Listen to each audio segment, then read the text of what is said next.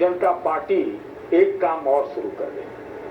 अभी आप गिना रहे हैं कि यहाँ नहीं गया, वहां नहीं गया, इनके साथ खड़ा हुआ, उतना सच्चाई नहीं है उसमें है, लेकिन सच्चाई ये भी है कि जिस तरह से आप राशन जो मुफ्त बांटते हैं, आपकी सरकार बांटती, वो सबको मिलता है, उसी प्रकार से जो लोकसभा की टिकट, विधानसभा की टिकटें हैं, जरा उसमें भी वैसे मुसलमानों को जिसको आप आतंकवादी नहीं मानते हो, कट्टरवादी नहीं मानते हो, देना शुरू कीजिए। वो आप नहीं देते हैं, इसीलिए मैंने कहा था वो 80-20 का एंगल छोड़ दीजिए।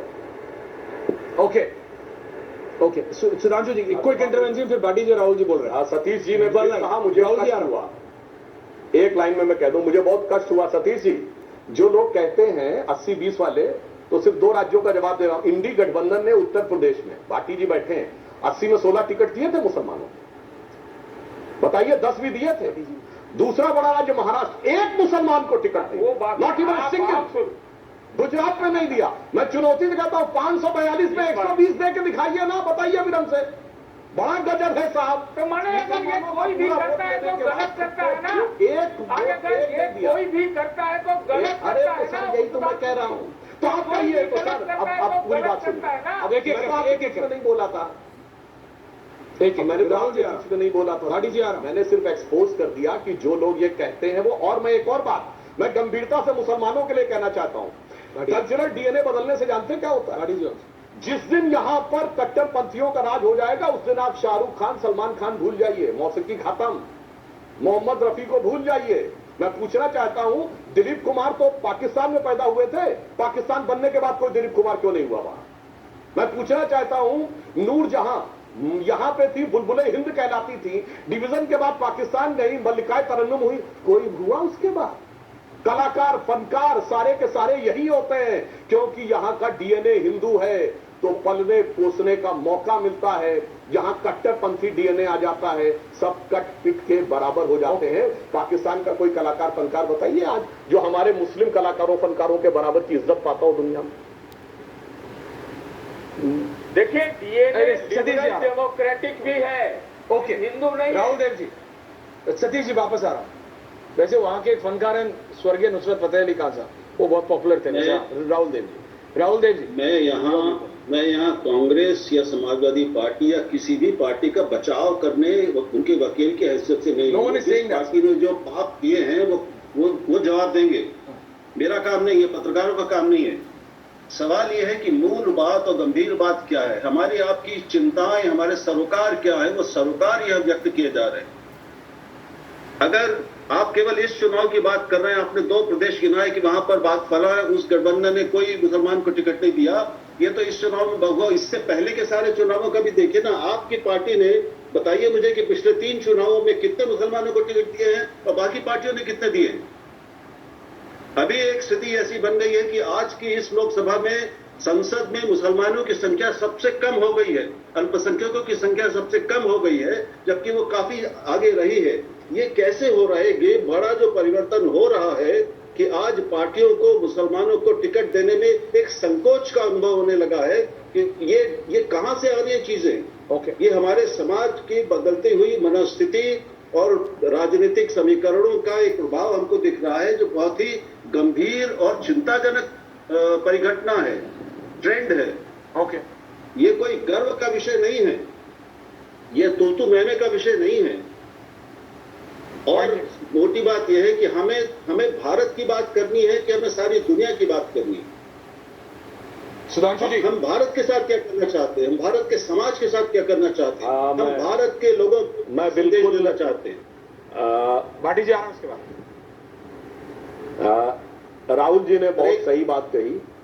एक अंतिम बात, भारत की बात करनी है और दुनिया की बात नहीं करनी है। 30 seconds more to Rahul ji, वो कुछ एक अंतिम बात, केवल अंतिम बात। आपने बीच में लंबे अपने भाषण में कहा था, सुधांशु जी ने, कि मुसलमानों ने और मुस्लिम लीग ने सेपरेट इलेक्टोरेट को स्वीकार किया था, तो उनको ये मालूम है कि जब पैक्ट हुआ था 1916 में लखनऊ में, तो हिंदू पक्ष के या कांग्रेस पक्ष की ओर से लोकमान्य तिलक थे जिन्होंने ये स्वीकार किया था कि मुसलमानों के इलेक्टोरल उनके चुनाव अलग होंगे और हिंदुओं के अलग होंगे। ये किसी सामान्य आदमी ने नहीं किए थे।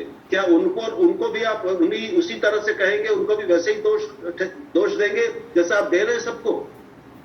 ओके राहुल देव जी, सुधांशु जी कोई काउंटर, उसके बाद भाटी जी आ रहा है आपके पास। बहुत देर से नहीं बोले भाई। राहुल जी मैं विनम्रता से आपके तथ्य में संशोधन करना चाहता हूं और दर्शकों से कह रहा हूं, कोई जाके चेक कर ले।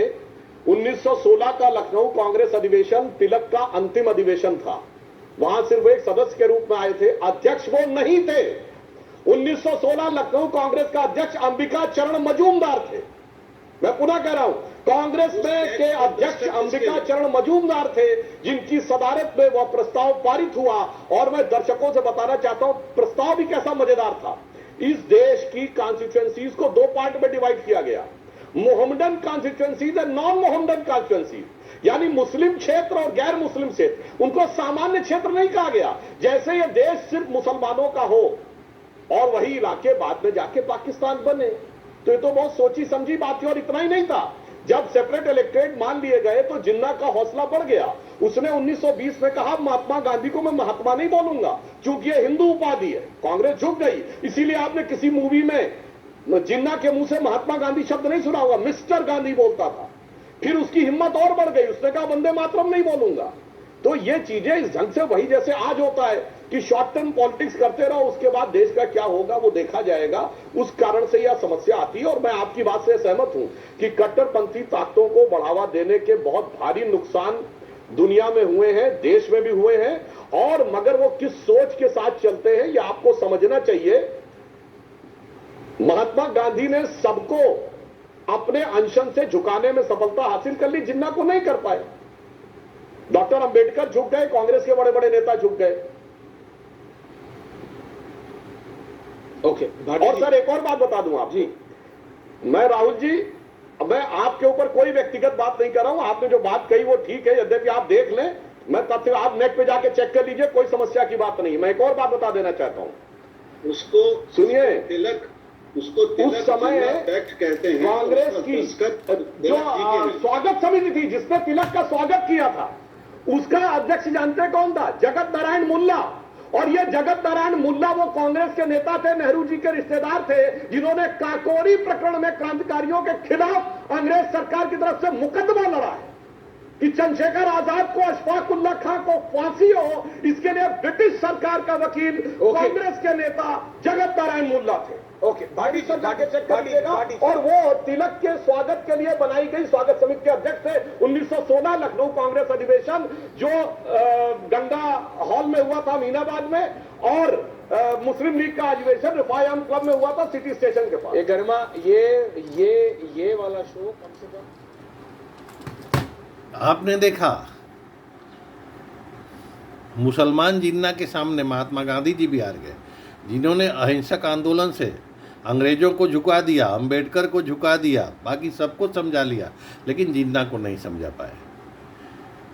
कट्टर इस्लाम कितना खतरनाक है पूरे देश के लिए।